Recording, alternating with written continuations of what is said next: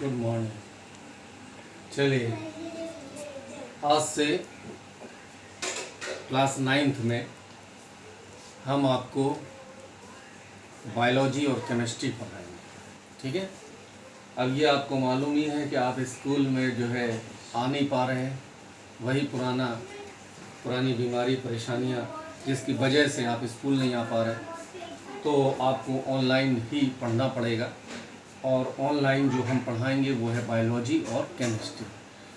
तो आप सबसे पहले जो आपको काम करना है, पहले हम केमिस्ट्री शुरू करेंगे और जब तक हम केमिस्ट्री कंटिन्यू पढ़ाएंगे तो सभी बच्चों को केमिस्ट्री ही पढ़ना है। फिर जब हम बताएंगे कि बायोलॉजी कब शुरू कर रहे हैं तो उसके बाद आप लोग बायोलॉजी पढ़ेंगे। ठीक है। सबसे पहले आपको एक काम करना है, पढ़ाना तो हम शुरू कर ही देंगे, लेकिन सभी बच्चों पर बुक्स होना चाहिए, क्योंकि हम जो कुछ पढ़ाएं फिर आप उस वीडियो को देखने के बाद किताब में भी देखें, तब वो चीज़ आपको समझ आएगी। फिर आप टॉपिक वाइज उसके नोट्स कॉपी में बनाएं। तो आपको सबसे पहले जो करना है वो कॉपी का इंतज़ाम करना है और बुक्स का इंतज़ाम करना है। हर बच्चे के पास होना चाहिए। ठीक है। 9th की बुक्स आसानी से भी मिल सकती है, क्योंकि 9th के बच्चे पास होकर 10th में चले गए हैं, उनकी बुक्स जो है आसानी से आपको मिल सकती है ना। तो 9th की बुक्स का इंतज़ाम कर लीजिए साइंस का, और उसमें से जो है बायोलॉजी केमिस्ट्री में से हम केमिस्ट्री आपको शुरू करेंगे। ठीक है। हर बच्चे पे बुक होना चाहिए, क्योंकि तभी जो वीडियो समझ में आएंगी। हम आपको पढ़ा देंगे, फिर आप किताब में देखोगे, जब अगर ऐसा नहीं करोगे तो वो मैच नहीं होगा, वो समझ नहीं आएगा। फिर आप कॉपी में कैसे लिखोगे, क्योंकि उसमें तो किताब की ज़रूरत पड़ेगी। ठीक है। जितने बच्चों के पास साइंस की किताब है वो ज़रूर अभी हमसे मैच कराते रहें और अपना समझते रहें, जो हम पढ़ाएं उसको किताब में भी पढ़ें। ठीक है। आपका केमिस्ट्री में पहला लेसन है हमारे आसपास के पदार्थ। तो आज थोड़ा सा शुरू करेंगे। हमें मालूम है कि बहुत से बच्चों के पास बुक्स नहीं है। 1-2 दिन के अंदर आप बुक अच्छी तरह उसका इंतज़ाम कर लीजिए। और आपके पास 9C का टाइम टेबल है ही, उसमें 2 पीरियड हमारे हैं हफ्ते में, तो वो हम पढ़ाएंगे। लेकिन आपको अगले पीरियड भरपूर वीडियो जो है आपके लेसन के आपको मिलेंगे। ठीक है। आज हम थोड़ा सा लेसन को स्टार्ट कर रहे हैं। जैसे पहला लेसन है हमारे आसपास के पदार्थ। एक शब्द इसमें रासायनिक शब्द आ रहा है, पदार्थ। पदार्थ आपको सबसे पहले समझना है पदार्थ क्या है। हर वो चीज़, हर वो वस्तु जो स्थान घेरती है, जगह घेरती है, चाहे हम देखने में कहते हैं मेज कुर्सी, जो भी हम अपनी आंखों से देखते हैं, पेड़ पौधे, मेज कुर्सी, बादल, वायु, और भी पत्थर डले रहते हैं, मिट्टी डली रहती है, हर वो चीज़ जो स्थान घेरती है वो क्या कहलाती है? पदार्थ। ठीक है। इसको हम लोग द्रव्य भी कहते हैं। क्या कहते हैं? द्रव्य। देखो दोनों दो शब्द एक जैसे होते हैं। एक लिखा आपको दिखाई देगा ऐसा, द्रव्य, और एक लिखा आपको दिखाई देगा ऐसा, द्रव।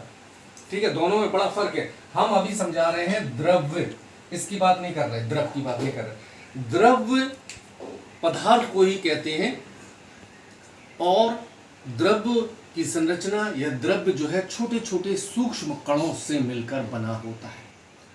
वो सूक्ष्म कण जिनके बीच में आकर्षण और प्रतिकर्षण बल भी होता है, जिनके बीच में अंतरा अणु स्थान भी होता है, कम होता है, ज़्यादा होता है, जो वो कण जो गतिशील भी होते हैं, जो वो कण जो एक दूसरे को आकर्षित भी करते हैं।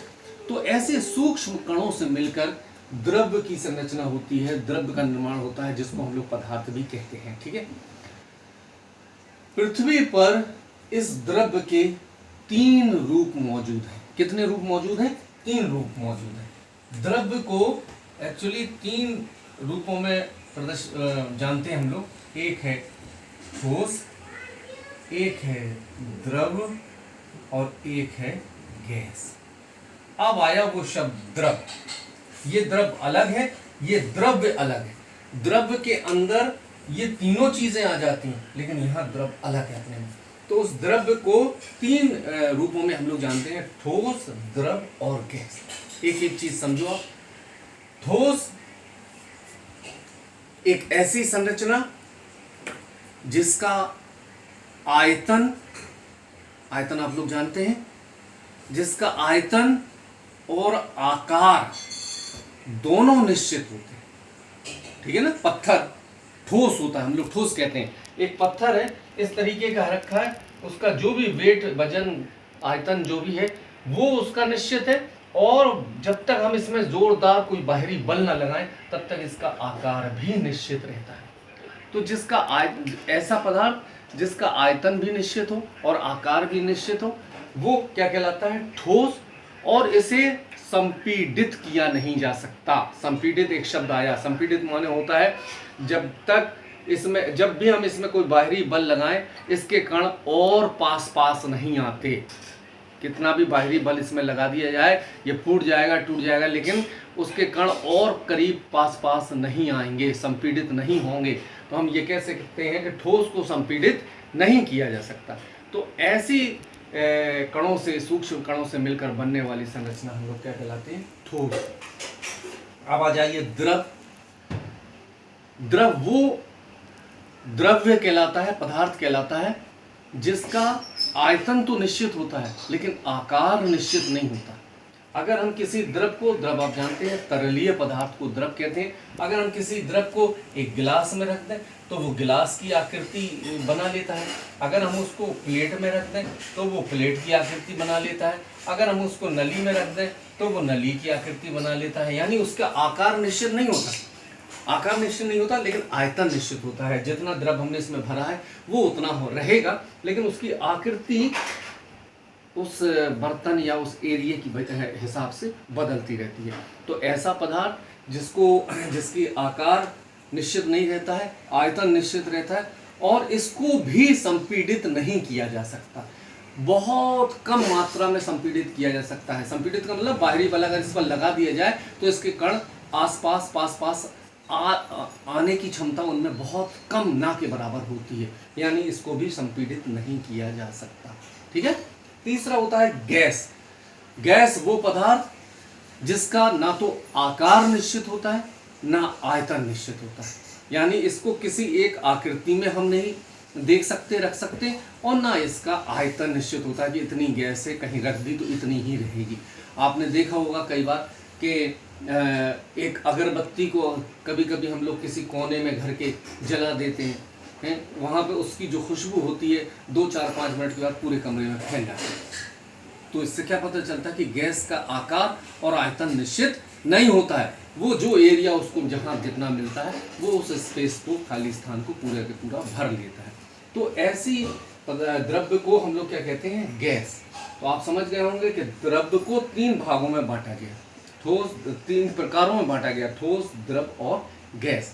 वैसे हम आपको इसमें भी और ज़्यादा पढ़ाते, लेकिन अभी हम इसके डिटेल पे जाएंगे। एक ठोस की संरचना, द्रव की संरचना और गैस की विशेषताएं इनकी अपनी होती हैं, क्योंकि ये 9th में एक क्वेश्चन आता है कि ठोस, द्रव, गैस की मुख्य विशेषताएं बताइए।